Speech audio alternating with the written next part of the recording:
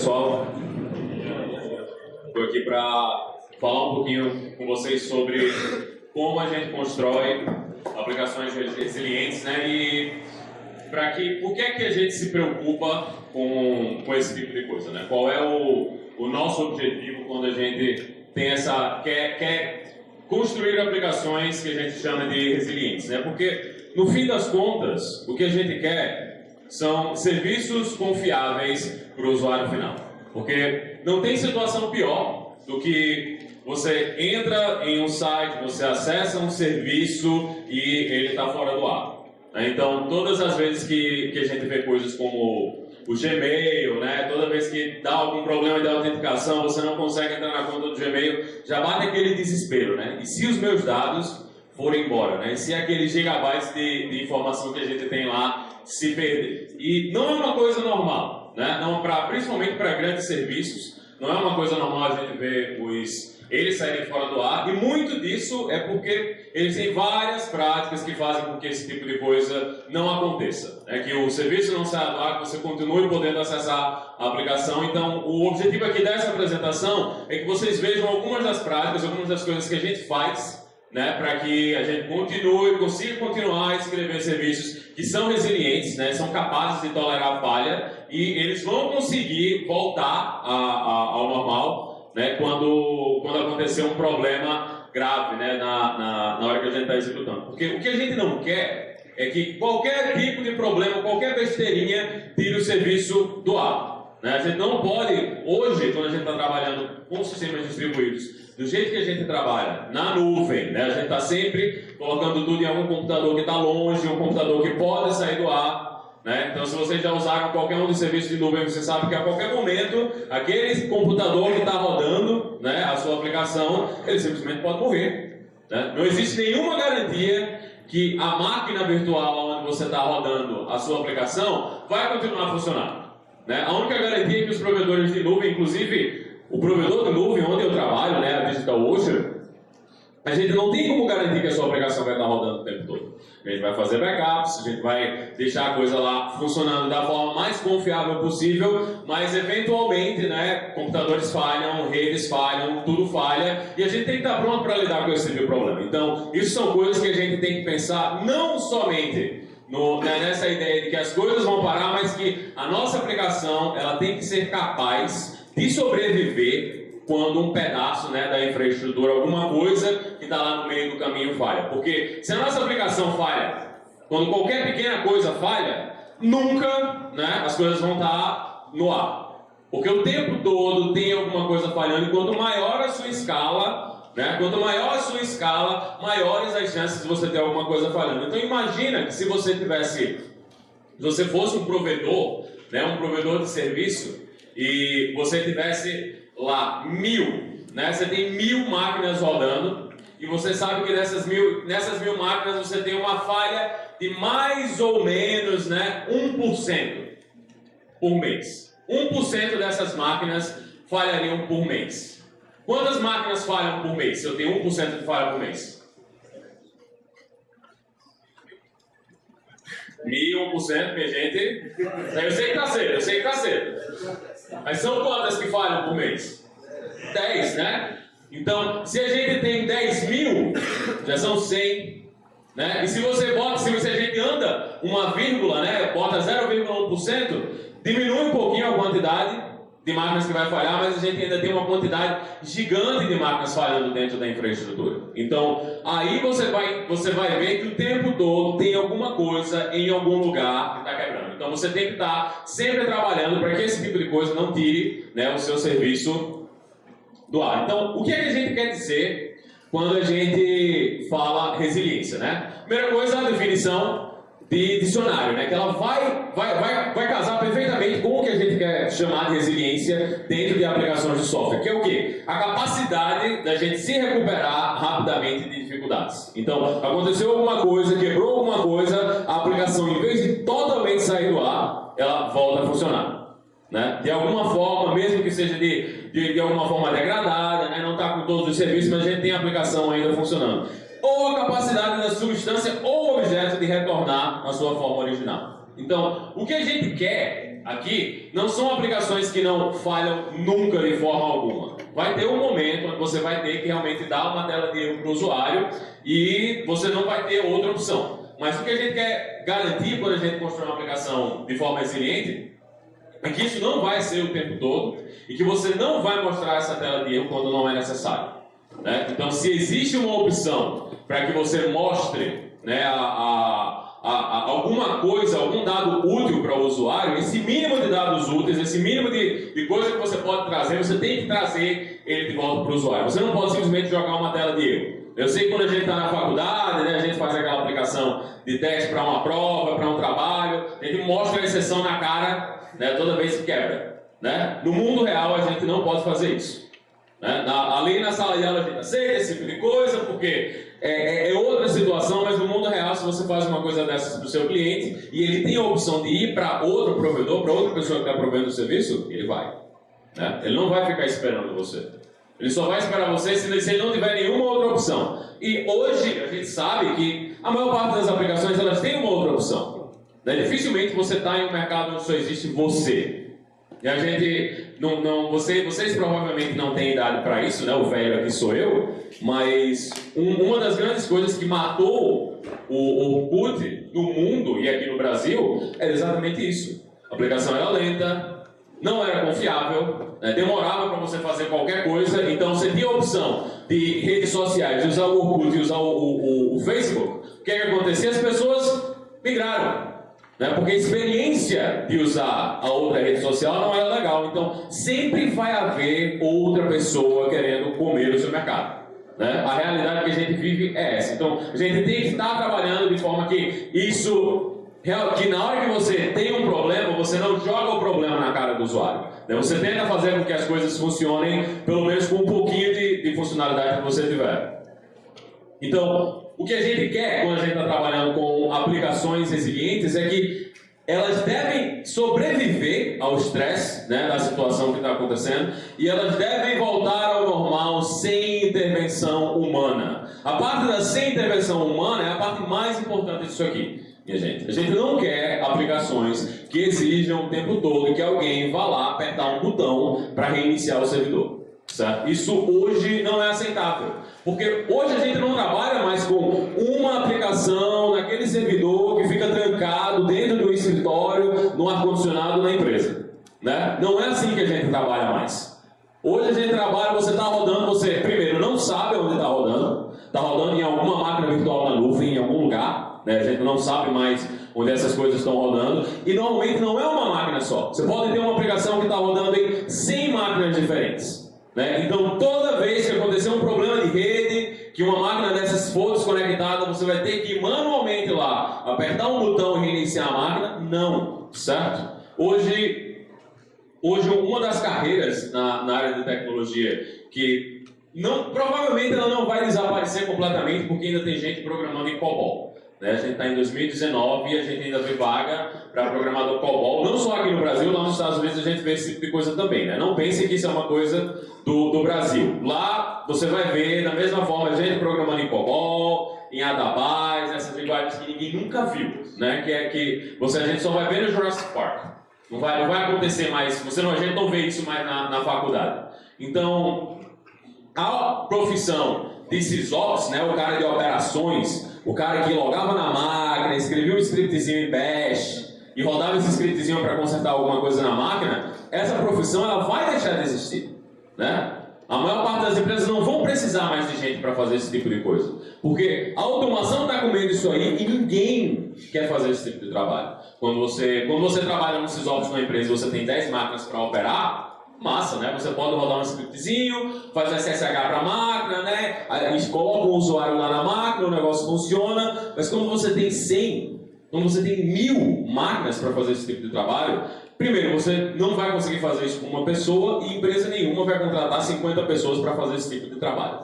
Né? A não ser que a empresa queira tocar fogo no dinheiro. Então, hoje a gente tem que evitar esse tipo de coisa, de você ter que pessoalmente fazer alguma coisa nas máquinas, porque a gente não tem mais esse acesso. Né? Muitas vezes o serviço que você está usando nem tem mais a possibilidade de fazer isso. Vocês estão usando serviços como funções como serviço, né? Usando o Lambda do AWS, vocês nem acesso à máquina têm mais. Então, esse trabalho manual ele não deve mais ser uma coisa que faz parte do dia a dia da aplicação para vocês.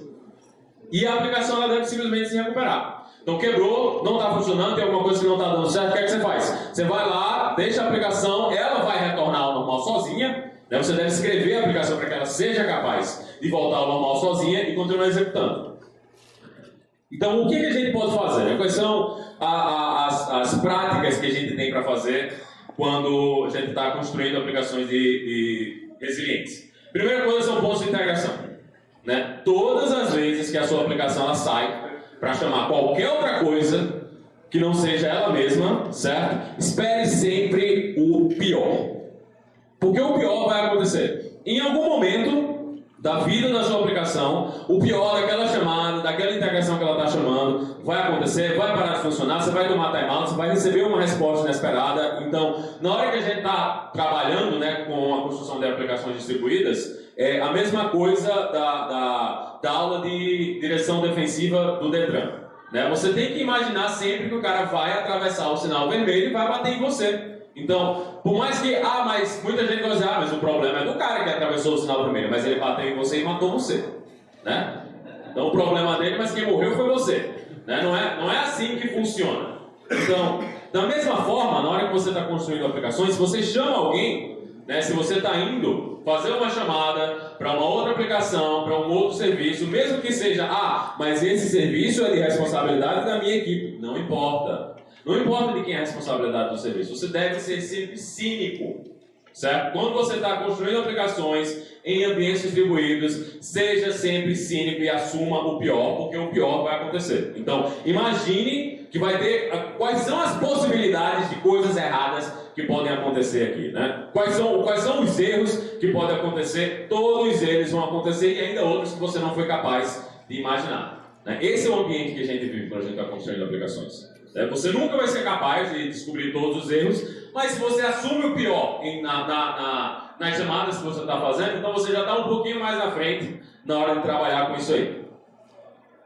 A gente tem um caso que é emblemático, mas é triste, né? O caso do Boeing 737, o Max, que saiu da Boeing. A gente teve 2 acidentes graves e é problema de quê? Software.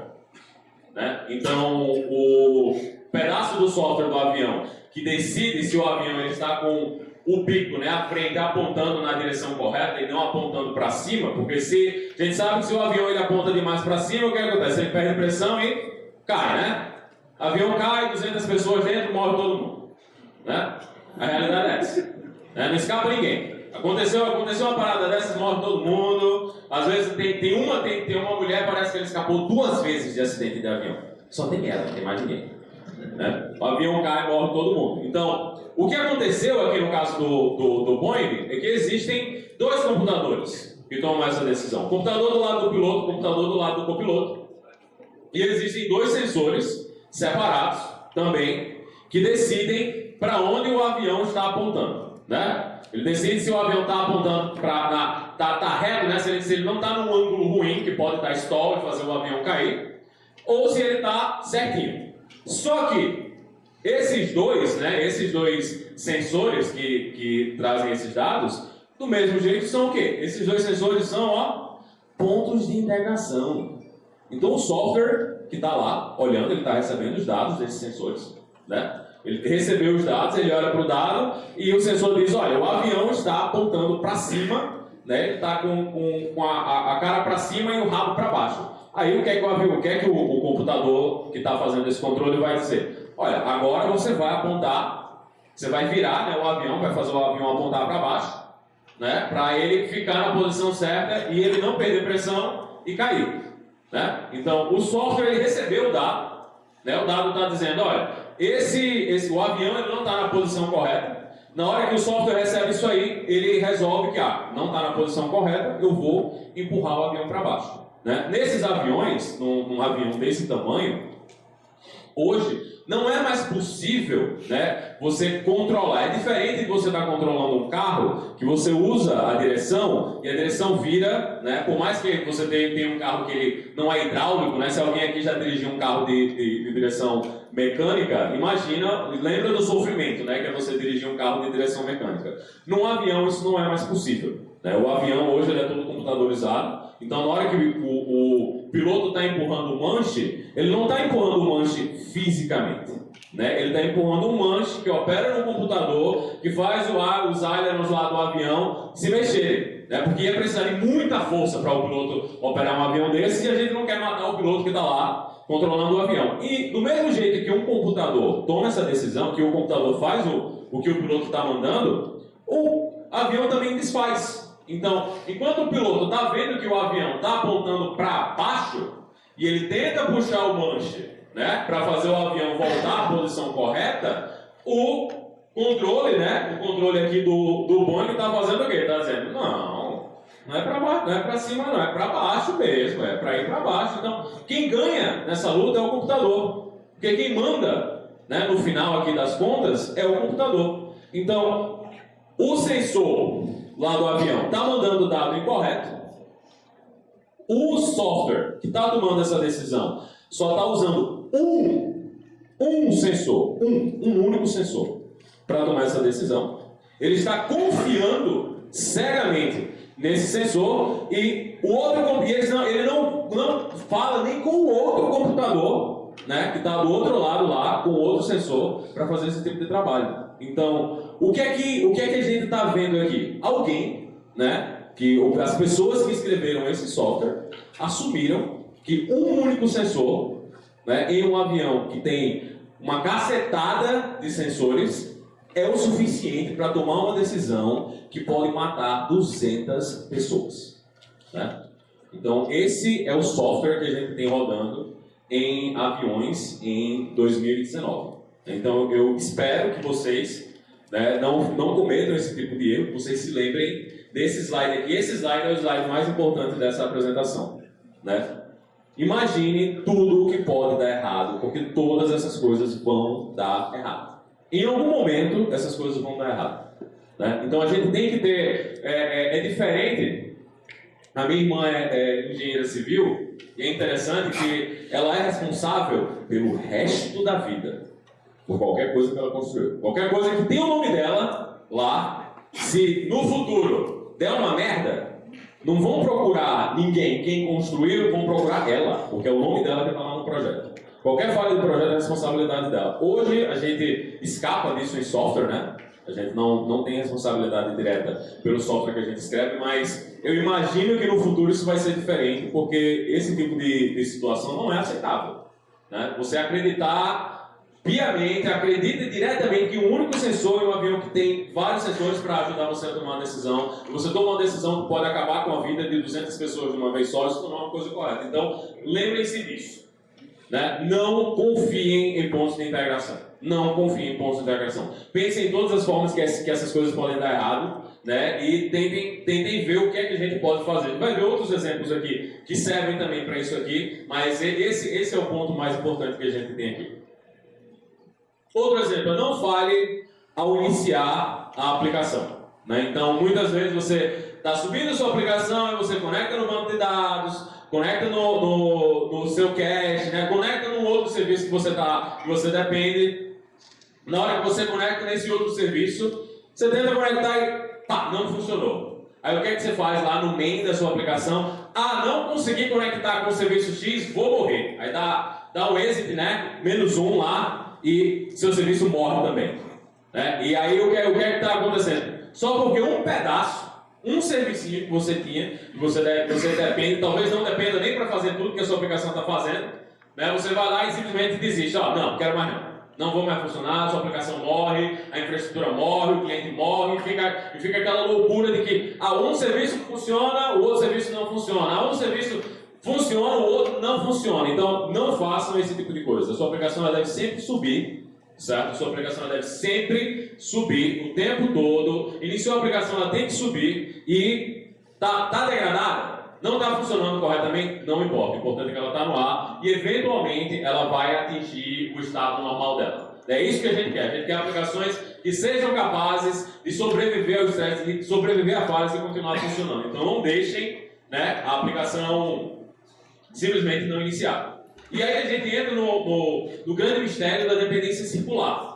Né, que é uma aplicação que depende da aplicação A, depende da aplicação B depende da aplicação A. Você nunca vai descobrir essa dependência circular se você não estiver prestando atenção, até que o serviço está fora do ar e ninguém sabe explicar porque o serviço está fora do ar. Né? Porque as duas aplicações, uma depende da outra. Você fez uma implantação A, você fez a implantação da aplicação A, quebrou a aplicação A e, por azar do destino, né, alguém faz uma implantação da aplicação B tenta chamar a aplicação A, opa, não achei A, morre também. Você fica com as duas aplicações que não voltam. Né? É ruim a gente ter dependências circulares em aplicações em sistemas distribuídos, a gente não deveria ter, mas no mundo real é muito difícil a gente evitar que esse tipo de coisa aconteça. Então a gente volta mais uma vez, não morram durante a inicialização da sua aplicação, está faltando alguma coisa, continua a inicializar, não desiste. Não use integrações em health checks. Então uma das coisas que a gente usa muito quando a gente está construindo sistemas distribuídos, está rodando em ambientes, né, de orquestração, ambientes que rodam uma aplicação para você, que você não precisa estar controlando máquinas uma a uma, é que tem alguma coisa que está verificando se a sua aplicação está normal. Se ela está funcionando corretamente. Né? E essa coisa está lá, chamando a sua aplicação, vendo se a sua aplicação está normal. Aí você vai, né, e diz, eu só quero que a minha aplicação esteja no ar se o serviço lá de cache também estiver no ar. Aí o que acontece? A gente tem a expansão, né? A gente tem a infecção dos vírus. Né? Quando a gente tem um serviço grande, importante, central, que ele quebra, né? Aí todas as outras aplicações que dependem desse serviço e fazem esse tipo de coisa, né, colocam lá no teste da sua aplicação, se a sua aplicação está normal, né, botam a chamada para esse serviço central grande, então, e ele quebra, todas as aplicações saem do ar. Então, por causa de um serviço que parou de funcionar, você tira toda a infraestrutura, né, da sua aplicação, do seu ambiente, do ar. Não façam esse tipo de coisa. Certo? Então, para saber se a sua aplicação está no ar, se a sua aplicação está no ar. Se ela está no ar, beleza, siga o trabalho dela. Não coloquem integrações, mais uma vez, não confiem em pontos de integração, né, como dependência direta da sua aplicação, para decidir se a sua aplicação está funcionando ou não. Automatizem tudo, mas cuidadosamente. Né? A gente quer automatizar todo o trabalho que a gente está fazendo, mas a gente não vai automatizar aleatoriamente. A gente não vai simplesmente decidir, eu vou pegar tudo que eu tenho aqui, vou automatizar tudo e deixa esse negócio aí funcionar. Porque as automações, né, tudo que a gente vai fazer para fazer automação de software é escrito em quê? Em software. Então, do mesmo jeito que tudo que a gente escreve tem bug, a única aplicação que ela não tem bug nenhuma é uma aplicação que não tem nenhuma linha de código. Né? Essa é a aplicação que não tem nenhum bug. Mas a partir do momento que você escreveu uma linha de código, naquela linha de código que está lá, pode ter um problema. Ele não está visível ali, mas em algum momento a conjunção dos planetas vai fazer com que a sua aplicação falhe e tudo pare de funcionar. Né? Então, quando a gente está escrevendo automação, a gente tem que pensar mais uma vez nos casos de erro. Como é que isso aqui pode falhar? Quais são os problemas que podem acontecer na hora que a gente está fazendo automação? Aconteceu uma coisa interessante no Reddit em 2016, dessa parte da automação, que é um dos exemplos mais comuns que a gente tem de falhas de automação. Primeira coisa, eles queriam fazer uma migração dos zookeepers. Né? Zookeepers são serviços de diretório que a gente usa para centralizar dados e para tomar decisões de sistema. Ele é como se fosse um banco de dados em memória que é centralizado e distribuído entre várias máquinas. Você pode colocá-las para funcionar em regiões diferentes. Então, muito legal para você usar como um serviço de diretório, né? Para você ter dados que estão compartilhados com muita gente.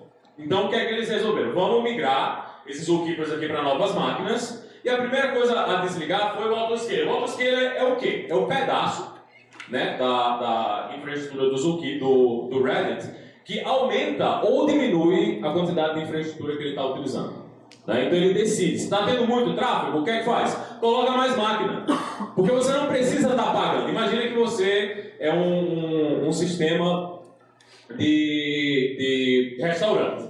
Né? Um sistema de pedidos lá de restaurante. A maior parte dos seus pedidos vão vir quando? Durante o horário que os restaurantes estão abertos. Então, se não tem nenhum restaurante aberto, provavelmente não tem ninguém pedindo o seu serviço. Então, você não precisa ter a mesma quantidade de máquinas o tempo todo. O que é que você faz? Você varia a quantidade de máquinas e o software que varia a quantidade de máquinas é esse autoscaler. Aí, né, que toma essas decisões para aumentar ou diminuir a quantidade de infraestrutura que você está utilizando. Então, o que foi que eles fizeram? Primeira coisa, desligaram esse código, né, o autoscaler. Desligou o autoscaler, começam a migrar o Zookeeper.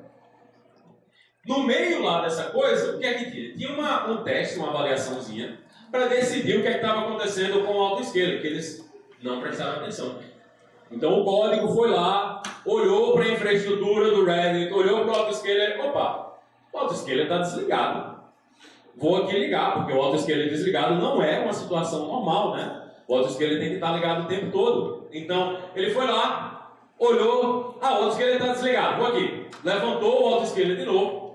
O autoscaler olhou para a infraestrutura, ele já estava olhando para os novos Zookeepers, né, que não tinham todos os dados ainda, estavam iniciando os dados, eles estavam mais ou menos com 10% das informações das instâncias do Reddit, quando o autoscaler subiu. Ele conectou esses Zookeepers, olhou, contou a quantidade de máquinas. Ele olhou assim, olha, aqui no meu banco de dados, no Zookeeper, eu estou vendo que eu tenho 50 máquinas, né? Mas a minha infraestrutura total, né, olhando para a minha infraestrutura que eu tenho aqui, eu tenho 500 máquinas. Então, se eu deveria ter 50 e eu tenho 500, o que é que eu faço? Eu mato 450 máquinas, né? A decisão do software, que ele foi escrito para tomar esse tipo de decisão. Tá vendo? Tem muito mais máquina do que eu deveria, e ele simplesmente começa a matar 450 máquinas ali.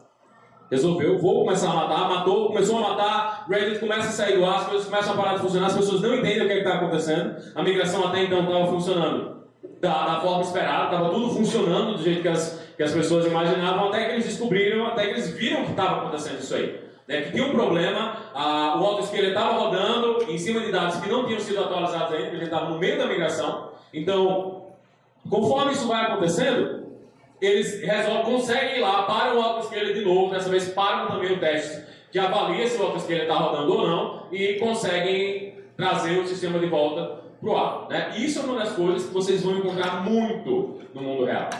Né? Muito. Vocês vão ver esse tipo de problema de automação o tempo todo. Por quê? Porque a gente não se preocupou em entender o que estava acontecendo com a automação, nem, mais uma vez, os modos de falha. Então, massa, vamos automatizar o software, vamos fazer com que as coisas sejam mais eficientes e executem mais rápido, mas não dá simplesmente para a gente escrever o software e esquecer que ele está rodando. Né? A gente tem que entender o que é que está acontecendo, tem que entender como é que a gente pode ter problema e onde é que esse tipo de coisa pode falhar.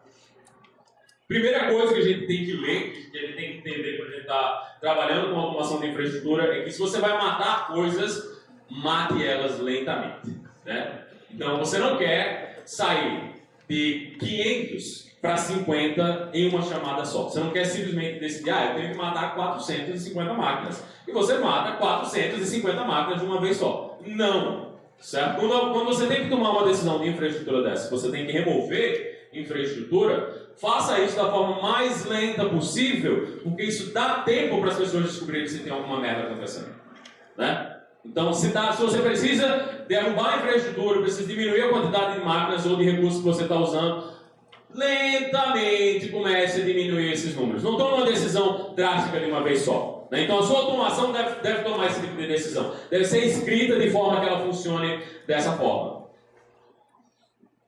Considere aí também o tempo de inicialização. Você está subindo alguma coisa, você está trabalhando com funções como serviço, né? Rodando alguma coisa em Lambda, ou você está rodando a aplicação em servidor mesmo que demora para subir, a sua aplicação demora, né, para subir. Considere esse tempo também na hora que você está levantando a infraestrutura. Né? Então, as coisas não são instantâneas.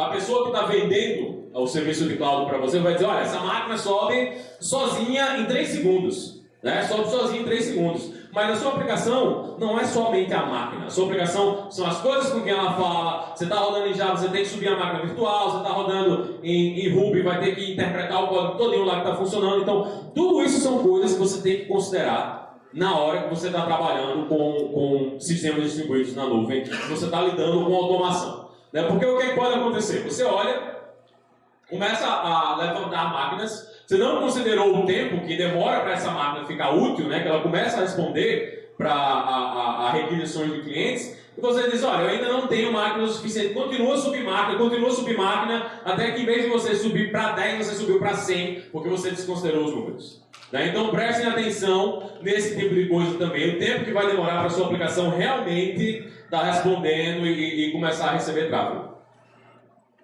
Limite sempre a criação de todos os tipos de recursos automáticos. Né? Então, uma das coisas que muita gente tem problema na hora que está trabalhando com esse tipo de solução de automação de infraestrutura é que você não colocou um limite. Né? Você está recebendo muito tráfego ou aconteceu um bug em algum lugar lá na sua aplicação e em vez de ela subir, né, para 1, 2, 3 máquinas, ela subiu lá para 200 máquinas. Isso aconteceu de madrugada, não tinha ninguém olhando, e no outro dia, quando você vai olhar a conta lá do seu servidor da nuvem, uma conta que você pagava 10, agora você vai ter que pagar 1.000. Né? Então não é uma surpresa legal, porque você realmente subiu as máquinas, você está usando esse tempo, e muitas vezes o provedor pode simplesmente decidir, pô, você subiu as máquinas estão aqui, estão ocupando o tempo, você vai ter que pagar. Né? Vai ter que tirar o dinheiro daí. Então isso acontece por quê? Porque a gente não lembrou de colocar limites na hora que a gente está criando coisas. Então, por mais que todo mundo veja, mas a nuvem não tem limites, a conta bancária da gente tem limites. Né?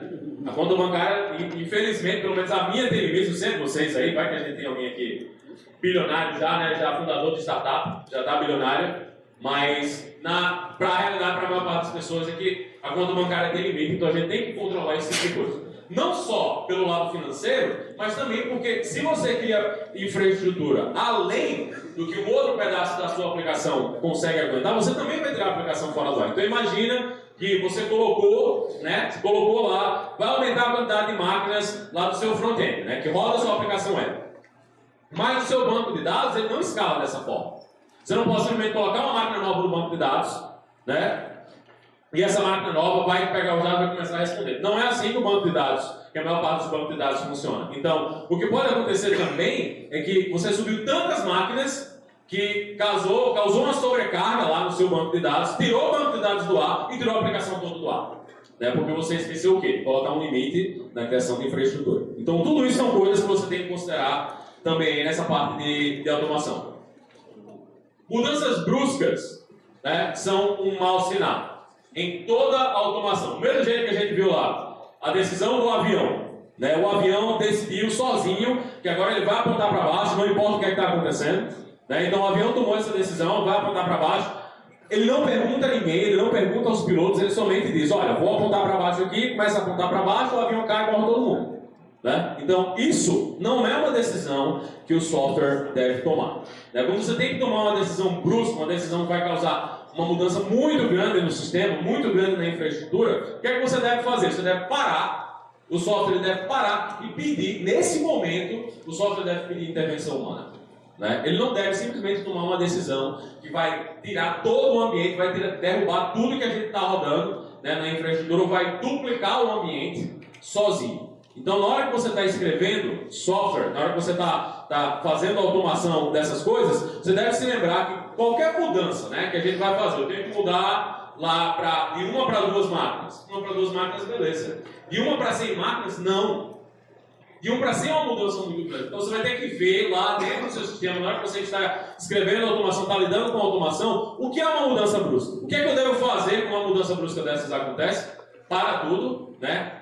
Dá uma segurada e pede para um humano ir lá, ver se a coisa está certa mesmo e fazer a coisa funcionar. A gente não quer, certo? A gente não quer que o software tome uma decisão dessa sozinho, porque na maior parte das vezes, mudanças bruscas em software são um sinal de que tem alguma coisa quebrada, né? Ele não tem as informações completas, ele está com algum problema de rede, está com um problema em algum lugar. Se ele está tentando tomar uma decisão dessa sozinho, uma mudança brusca dessa sozinha, tem algum problema em algum lugar e você vai precisar descobrir que problema é esse. Dificilmente o software precisa tomar uma decisão grave desse jeito, principalmente software de automação. Se você tem, está usando alguma coisa para distribuir conteúdo, uma das soluções principais na hora que a gente está distribuindo, principalmente conteúdo estático, está distribuindo JavaScript, né, CSS da sua aplicação, às vezes até o HTML da sua aplicação, você contrata uma empresa que vai fazer essa distribuição de dados para você, uma CDN. Né? E muitas vezes o que é que o pessoal faz? Coloquei uma CDN na frente do meu serviço, mas o serviço está acessível ainda através de links diretos, né? Se alguém descobre o link direto, ele vai lá e acessa o seu serviço. A gente já foi, a gente já teve o nosso site de marketing, né? O site principal de informações da empresa, a gente já foi tirado do ar por causa disso. Então a gente usa o CDN, a gente distribui todo o conteúdo estático através do CDN, mas tinha um pedacinho que não estava bloqueando o acesso. O que é que a galera descobriu? Né? Foi lá, viu, olha, aqui a gente hoje não está com esse pedaço aqui da aplicação que não está, né, protegido pela CDN. Foi o que eles fizeram o DDoS e tiraram o nosso site de marketing do ar, porque a gente vacilou, né, esqueceu de tirar essa coisinha aí no meio do caminho. Então, se você está usando uma CDN, bloqueie todo o acesso que não seja da CDN aos seus recursos.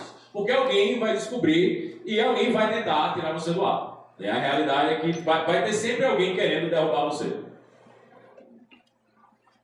Encontre a sua operação mais cara. Qual é a operação que você tem na sua aplicação que exige mais, mais CPU, mais disco, mais tudo, todos os recursos que você tem e inunde ela de tráfego. O que é que acontece com a sua aplicação? O ideal é que se você fizer uma coisa dessas, essa operação específica tenha problemas, todo o resto da sua aplicação não. Mas na realidade o que acontece é que o quê? Tudo sai do ar.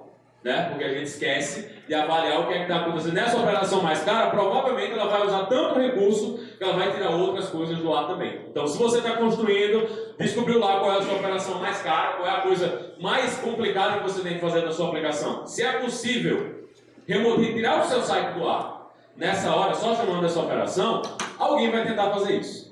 Alguém vai tentar tirar você do ar usando esse tipo de coisa. Então, você tem que proteger a sua aplicação contra esse tipo de solução.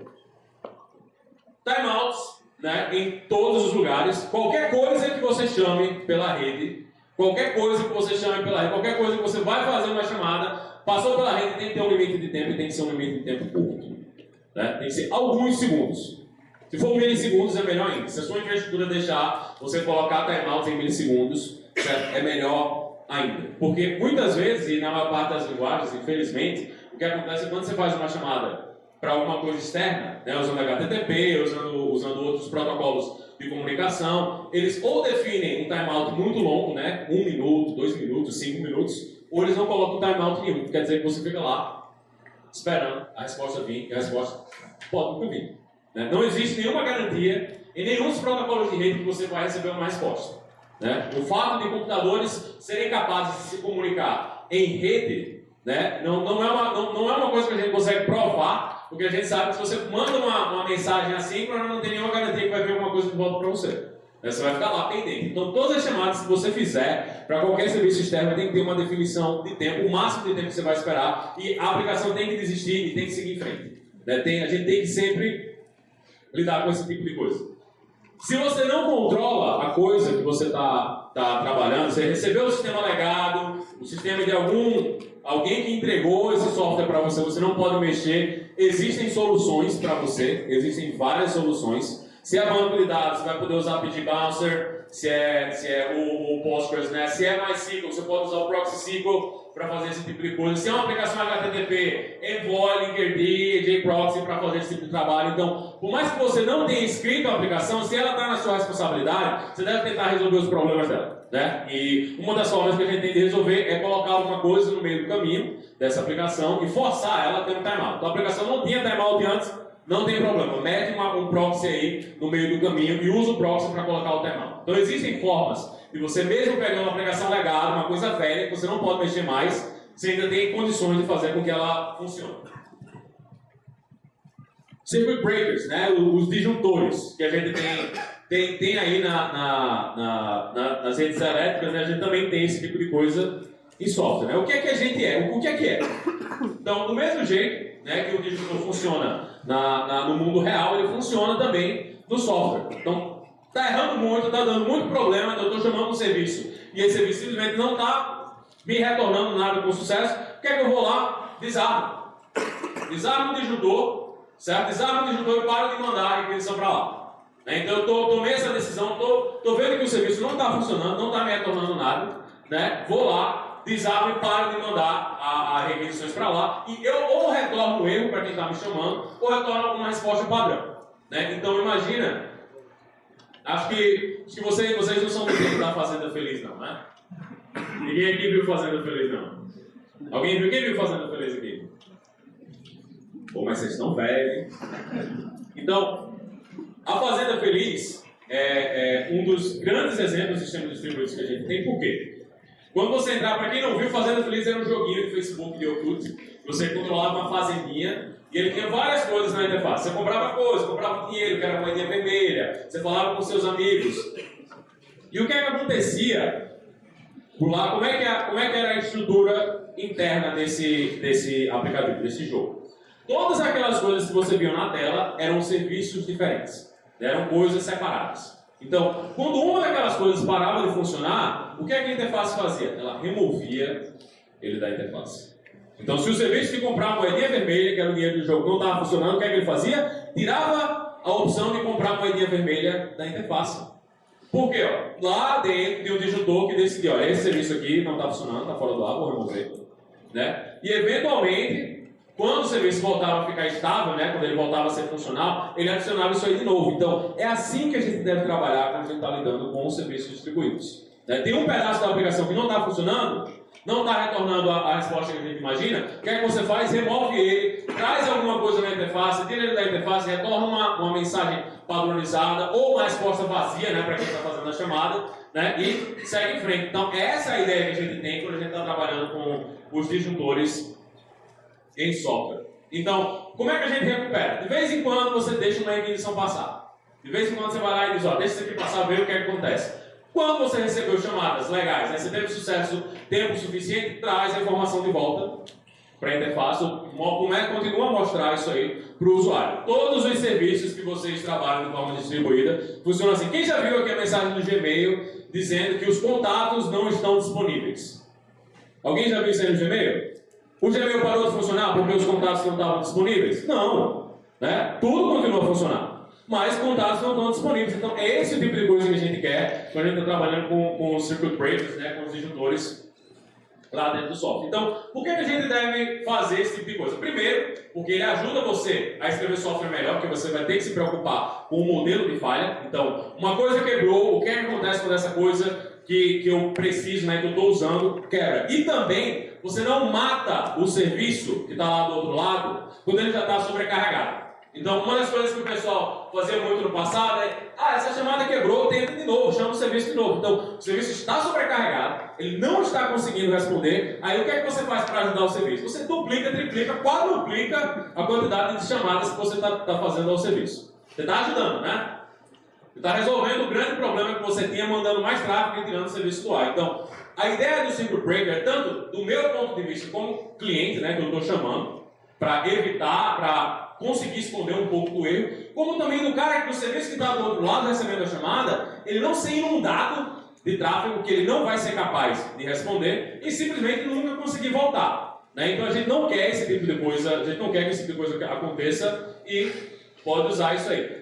Praticamente qualquer linguagem de programação que a gente tem hoje, minha gente, tem serviços que fazem isso para você. Né? Tem uma biblioteca ou alguma coisa que escreve um circuit breaker para você. Vocês não precisam escrever o software para fazer isso, então, pelo amor de Deus, coloquem isso aí nas aplicações de vocês.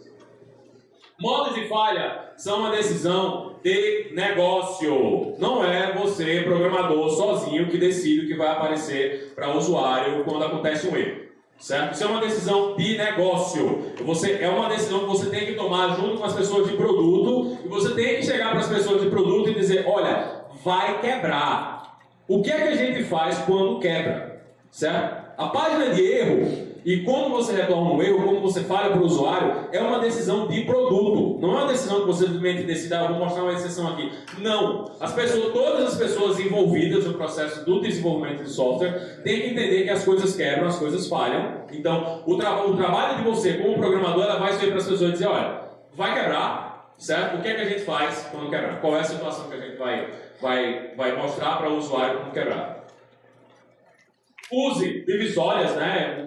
Uma das coisas que vocês vão ver muito na literatura, que é divisórias ou bulkheads, né? Que são coisas que separam os casos de erro, os problemas e a aplicação dentro do sistema. Existem várias formas da gente criar divisórias, né? Você pode implantar aplicações em lugares diferentes, pode distribuir aplicações em provedores de nuvem diferentes, pode rodar em regiões diferentes. Tudo isso são coisas que você pode utilizar na hora que você está escrevendo o seu software. E também outra coisa é, o cliente que paga, ele tem tratamento especial, né? E o cliente que paga é o cara que bota o seu salário aí no fim do mês, né? Você tem lá um monte de usuários, a maior parte dos serviços que tem serviços gratuitos, eles não dão suporte direto para você, né? Eles provavelmente não dão acesso completo ao serviço, isso é normal. E outra coisa que você pode fazer é simplesmente, se a gente tem vários usuários gratuitos que estão causando problema no serviço, né, porque é muita gente, ou a gente não esperava o que está acontecendo, ou eles simplesmente estão sendo maliciosos, né, estão tentando causar problema, o ideal é que esses problemas causados por esses usuários não afetassem os usuários que são pagantes. Né? O usuário que está pagando para usar o seu serviço, ele devia estar em um lugar separado e deveria rodar sozinho. Então, lembrem-se desse tipo de coisa na hora que vocês estão construindo, porque no fim das contas todo mundo precisa receber salário, você só recebe salário se alguém paga pelo serviço. Né? Então, não se esqueçam de colocar esse tipo de coisa. Fale rápido. Certo? A gente volta lá às ideias dos timeouts. Quanto mais rápido você puder falhar, melhor vai ser para o cliente, porque ele não vai ficar esperando 30 segundos lá para receber uma página de erro, né? Que não adiantou de nada você esperar esse tempo todo. E qualquer coisa que demora mais do que um pouquinho, né, você já quer sair. Uma página que demorou mais do que 5 segundos para carregar no seu desktop ou no seu navegador móvel, é uma página que você provavelmente não vai voltar mais. Né? Você simplesmente vai dizer, olha, isso aqui está muito devagar, não vou voltar. Você achou outra página com a mesma informação, com o mesmo serviço de forma mais rápida, você não volta nesse mais devagar. Então, tentem falhar o mais rápido o suficiente. Qualquer processo longo, certo? Roda ele em background. Então, quando você faz uma compra em lojas online, uma das coisas mais absurdas é aquela telinha que para e mostra para você, aguarde. E não clique no voltar do seu navegador. Né? Isso é uma das coisas assim, é o programador mais preguiçoso do universo. É o cara que faz uma desgraça dessas. É inaceitável. 2019 tem uma telinha de aguarde e não aperte voltar no seu navegador. Né? Por quê? O cara está com preguiça, quer rodar o processo que deveria ser assíncrono de forma síncrona, né? E ele está atrapalhando o usuário. Se você vai numa loja de verdade, você tenta fazer uma compra na Amazon, você apertou lá para comprar, já aparece a tela do seu serviço, seu negócio foi comprado, sua ordem foi confirmada, e se der problema no cartão, depois você recebe uma mensagem.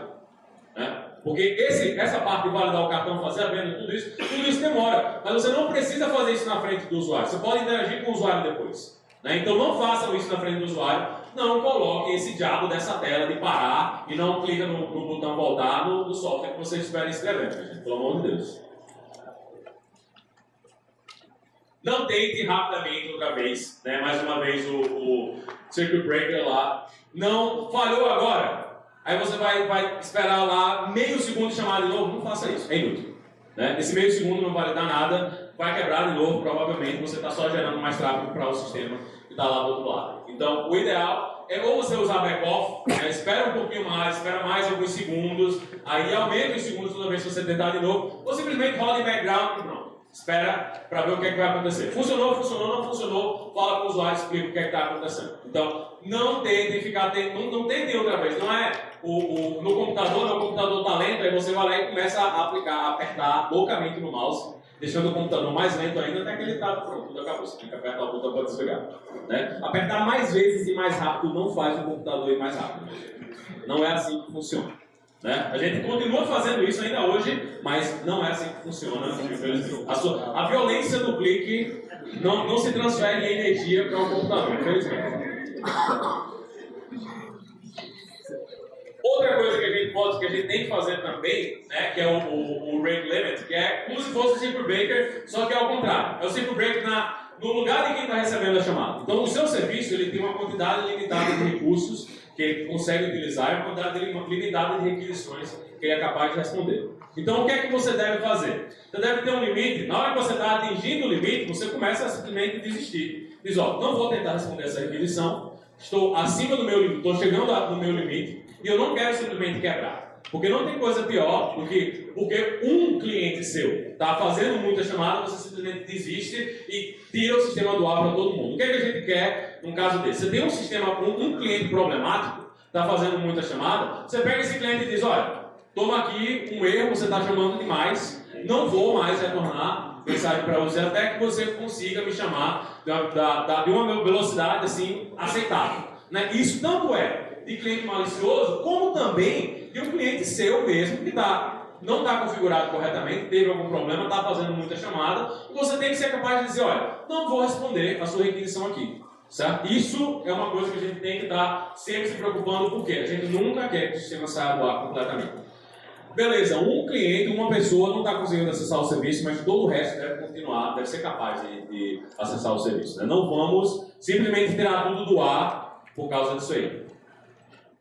Teste usando erros de protocolo, né? Que a gente sempre testa o caminho feliz, né? Escreve o teste, o caminho feliz, tudo legal, a gente nunca testa o caso dele. A gente nunca testa, se o cara só me mandar metade da requisição, né? Se ele me mandar lixo, né? Me mandar coisa que eu não sei nem o que é. Um dos maiores problemas de segurança que a gente tem é o quê? O cara mandou lixo para você lê o lixo, e esse lixo acessou um lugar de memória que não deveria, você vazou dados importantes, né, para o cara que está fazendo a chamada. Então, teste esse tipo de coisa na hora que você está fazendo o software. Você não precisa testar tudo, né, dessa forma, mas você tem que testar pelo menos as coisas mais importantes da sua aplicação. Porque as pessoas vão tentar. As pessoas vão tentar quebrar, vão tentar fazer coisas de forma maliciosa. Uma das coisas que eu fiz, isso faz, sei lá, isso vai fazer 10 anos atrás. Queria comprar um ingresso para um filme, né?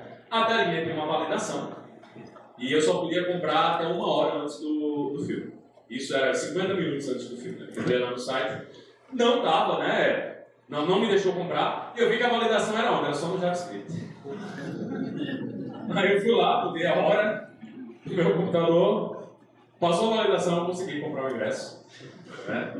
Porque ninguém pensou, né? O cara fez a validação só no JavaScript, não fez a validação no back-end, é problema dele. Comprei o meu ingresso, assisti o filme e passou. Então, se preocupe com esse tipo de coisa também. Isso vai acontecer. Isso é uma coisa que é real.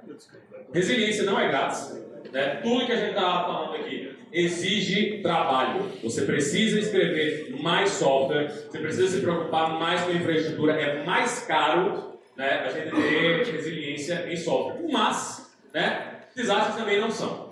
Né? Hoje a gente não sabe, né, dependendo do que acontecer, a gente, na verdade, não sabe o que, é que vai acontecer com a Boeing. Pode ser que, definitivamente, a Boeing, desde que existiu, se quebre em várias empresas. Né? Que ela é uma junção de várias grandes empresas que se tornou o que é a Boeing hoje. Então, a gente não sabe se eles vão ser capazes de sobreviver o que está acontecendo agora com o 737 ou o 737 MAX. Então, por mais que talvez vocês não trabalhem em avionics, né? Vocês não trabalhem em software para aviões, mas o software que vocês estão escrevendo também pode sofrer disso aí. Né? Pode simplesmente deixar de existir porque não valeu a pena ou teve tanto desastre que não deu mais. Então, por mais que não é grátis a gente escrever software resiliente, também não é grátis a gente ter desastres e não passar 2, 3, 4 dias sem trazer o serviço para o usuário. Né? Então, pensem nisso aí. Dúvidas, perguntas, questões? Pessoal, a gente tem tempo para uma pergunta. Levante a mão, por favor, caso alguém queira perguntar.